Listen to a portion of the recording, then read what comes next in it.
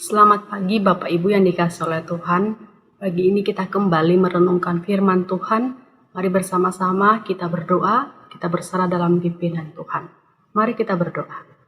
Bapa di dalam surga, terima kasih buat kasih Tuhan, kebaikan Tuhan. Pagi ini kami boleh kembali merenungkan kebenaran firman Tuhan.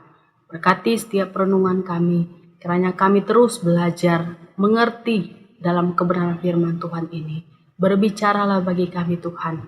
Terpujilah nama Tuhan, di dalam nama Tuhan Yesus kami berdoa. Amin.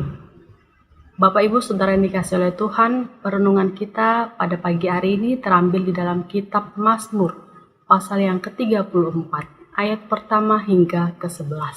Demikianlah firman Tuhan. Dari Daud.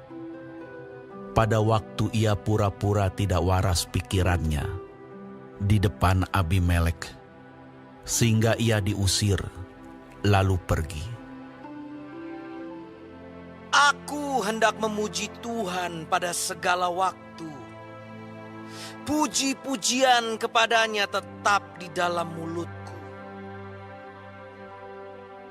Karena Tuhan jiwaku bermegah. Biarlah orang-orang yang rendah hati mendengarnya dan bersuka cita. Muliakanlah Tuhan bersama-sama dengan aku. Marilah kita bersama-sama memasyurkan namanya. Aku telah mencari Tuhan, lalu Ia menjawab aku dan melepaskan aku dari segala kegentaranku. Tujukanlah pandanganmu kepadanya, maka mukamu akan berseri-seri dan tidak akan malu tersipu-sipu. Orang yang tertindas ini berseru dan Tuhan mendengar. Ia menyelamatkan dia dari segala kesesakannya. Malaikat Tuhan berkemah di sekeliling orang-orang yang takut akan dia, lalu meluputkan mereka. Kecaplah dan lihatlah betapa baiknya Tuhan itu. Berbahagialah orang yang berlindung padanya. Takutlah akan Tuhan, hai orang-orangnya yang kudus. Sebab tidak berkekurangan orang yang takut akan Dia. Singa-singa muda merana kelaparan. Tetapi orang-orang yang mencari Tuhan tidak kekurangan sesuatu pun yang baik. Demikianlah firman Tuhan yang kita boleh renungkan pada hari ini. Bapak Ibu Saudara dikasihi oleh Tuhan, terciptanya lagu yang berjudul It Is Well With My Soul. Ada cerita di balik lagu tersebut yang dikisahkan dari keluarga Bapak Horatius Sparkford, di mana cerita di balik lagu ini dikisahkan bahwa keluarga dari Bapak Horatio banyak mengalami masalah dan pergumulan hidup di dalam kehidupan mereka. Baik dari anak mereka, baik dari pekerjaan dari Bapak Horatio, dan pada akhirnya di mana juga mengalami banyak kecelakaan yang ditimpa oleh keluarga Bapak Horatio. Dia mendengar kabar lagi bahwa anak dan istrinya mengalami kecelakaan. Di dalam perjalanan, dia hanya menulis di dalam secarik kertas ini, It is well with my soul. Tenanglah jiwaku. Di dalam keadaan banyak masalah, tantangan di dalam kehidupan keluarga Bapak Horatio, dia hanya mengatakan, It is well with my soul. Sehingga muncullah pujian ini, lagu ini, yang mungkin sampai saat ini masih ada kita ketahui lagunya. Tenanglah kini jiwaku. Di dalam Mazmur 34 yang boleh kita barusan baca tadi. Ini adalah salah satu isi hati pujian yang dinaikkan Daud di dalam pergumulan hidupnya, Dia mengalami banyak tantangan dan permasalahan. Cerita dari kisah ini ada di dalam 1 Samuel pasal yang ke-21, di mana pada waktu itu Daud berperang mengalahkan Goliat dan dia menang, sehingga dia mendapatkan pujian dari perempuan-perempuan orang Israel sambil menari-nari dan berkata, Saul mengalahkan beribu-ribu musuh, tetapi Daud mengalahkan berlaksa-laksa. Pujian ini membuat Saul marah dan benci kepada Daud, sehingga ia ingin membunuh Daud segera. Dan Daud pun melarikan diri dengan bantuan anak dari Saul, yaitu Yonatan, untuk pergi ke Nob. Mungkin Daud mengira ketika dia pergi, orang-orang tidak mengenalinya, orang-orang tidak tahu siapa dia. Tetapi ternyata ketika dia ada di sana, orang-orang mengenalinya, bahkan memberikan pujian kembali kepadanya. Ternyata Daud begitu terkenal pada waktu itu. Bahkan isu dari Saul yang ingin membunuh Daud juga sampai kedengaran ke semuanya. Dan hal itu membuat Daud sangat takut. Dan dia kembali pergi melarikan diri. Dia pergi ke Gad, di daerah bagian Filistin, tempatnya musuh, yaitu kotanya Goliat.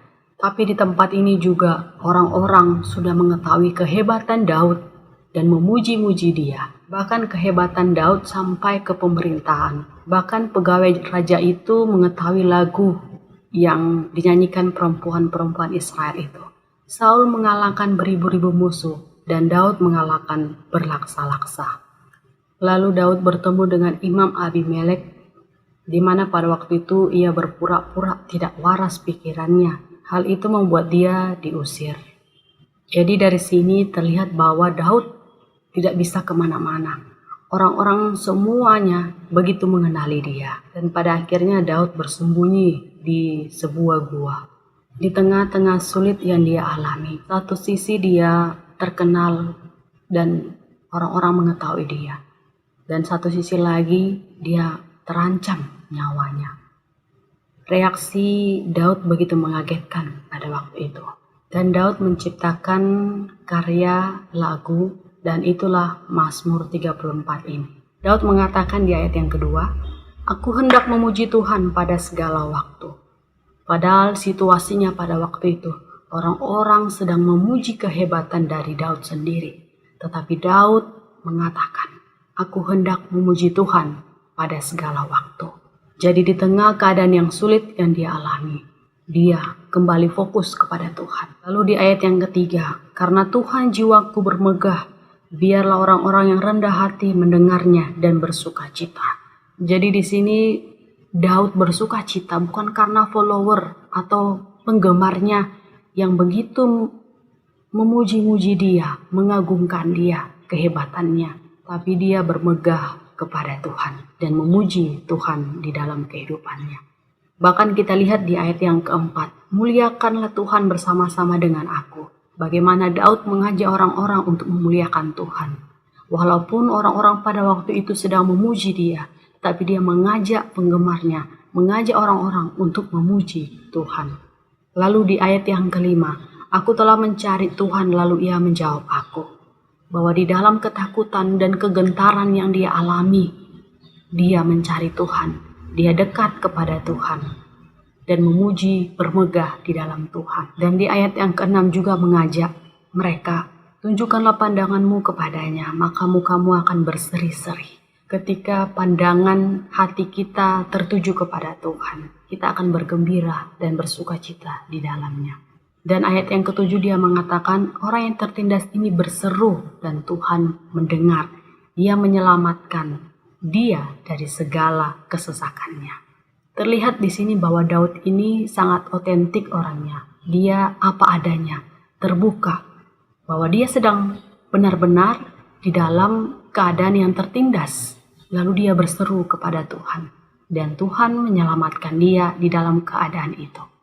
Dan di ayat ke-8 hingga ke-11 bahkan seterusnya, di mana Daud juga bersaksi kepada orang-orang pada waktu itu. Seperti di ayat yang ke-8, malaikat Tuhan berkemah di sekeliling orang-orang yang takut akan Dia. Walaupun Daud tidak melihat malaikat itu bekerja dan melindungi dia, tapi inilah iman dari Daud sendiri, bahwa Tuhan melindungi dia dari ancaman itu, dari keadaan ketakutan, kegentaran yang sedang dia alami pada waktu itu. Ayat yang ke-9, kita mengenal lagu ini, kita mengenal kata-kata ini. Kecaplah dan lihatlah betapa baiknya Tuhan itu, yang menaruh harapan kepada Tuhan di dalam hidupnya. Dari kisah Daud ini kita diajarkan untuk fokus kepada Tuhan. Apapun masalah kehidupan kita, apapun keadaan yang kita alami saat ini. Yang kedua, ingat kebaikannya dan karyanya yang membuat engkau dan saya gembira, bersukacita di dalamnya. Dan yang ketiga, bersaksi, mengajak orang-orang untuk mengerti dan mengenali karya Tuhan, kebaikan Tuhan di dalam hidupnya, supaya orang-orang bisa merasakan kasih Tuhan di dalam kehidupannya. Inilah kisah Daud yang boleh kita mengerti dan kita pelajari saat ini. Bagaimana Tuhan menyelamatkan hidup Daud di dalam kegentaran dan ketakutannya, bahkan sampai isu dari Saul yang ingin membunuh dia. Semua orang sudah mengetahuinya. Hidupnya terancam pada waktu itu, sehingga terciptalah sebuah karya yang Daud tuliskan saat ini di dalam Mazmur 34 ini. Melalui kebenaran firman Tuhan yang kita renungkan pada saat ini. Apapun keadaan kita saat ini, apapun pergumulan kita saat ini, datanglah kepada Tuhan. Mari lihatlah kepada Tuhan dan muliakanlah Tuhan di dalam kehidupan kita. Kiranya Tuhan memberkati kita semua melalui kebenaran firman ini. Amin.